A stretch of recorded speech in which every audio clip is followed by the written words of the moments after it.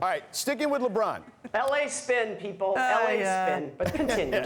All right, sticking with LeBron, he's got a new running mate in Russell Westbrook. I don't know if you've heard that already.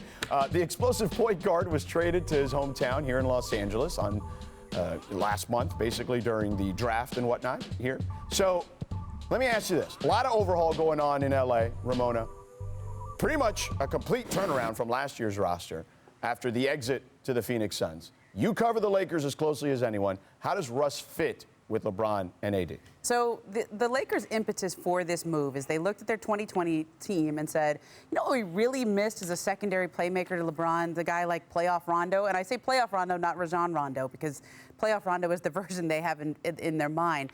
Now, Russ actually does a lot more than playoff Rondo did. He can get up and down the court. He can create. He can score himself. He's not probably in the same category as a shooter, but they envision him as a guy that runs next to LeBron, can take a secondary playmaker. But, George, I actually think it reminds me a bit of how they set up the offense in Cleveland and in Miami when LeBron played with Kyrie Irving and LeBron played with Dwayne Wade, where essentially you have two secondary playmakers. The key is they have to see themselves as secondary playmakers. In any other team, Kyrie Irving, Dwayne Wade are primary playmakers. Russell Westbrook has been a primary playmaker in every team he's been on. And so I see visions of him being able to set the offense the way Rondo does, of him being able to create offense and take pressure off LeBron.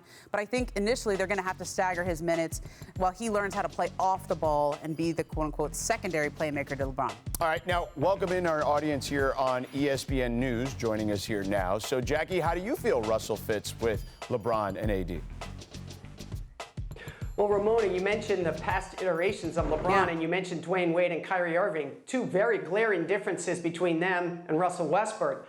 Those guys can shoot, and Russell Westbrook cannot from the perimeter. And I think that's one of the problems with this deal. I would have gone with a spacer like Buddy Hield instead of Russ. But Russell Westbrook is here. You obviously can't question his motor. You can't question his motivation. And I think he's at a point in his career that maybe he can be the way James Harden was with the Nets, George, where he says, okay, maybe I played a different way my entire career. I'm going to learn to play differently here. Now, the biggest advantage I see for the Lakers with Russell Westbrook is this. George, you and I talked about it in the past.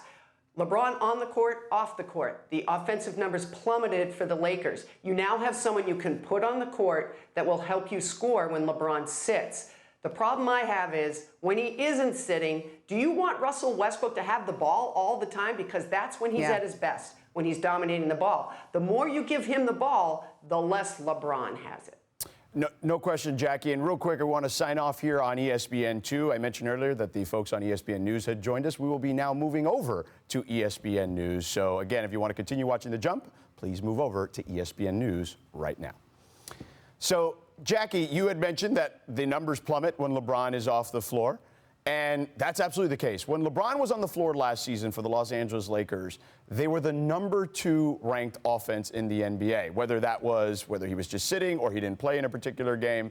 It then dropped to 28th in the league. So that's a pretty big gap, okay? That's basically almost first to worst in that situation. So to both your points, I do think Russell helps there. I think that Momo may be right where you stagger those minutes a little bit. But at the end of the day, and at the end of every game, they're going to have to figure out how to play together. And maybe they do need David Fizdale to go through that old Miami playbook to figure out how to make Russell Westbrook play similarly to Dwayne Wade at a somewhat similar stage of their career.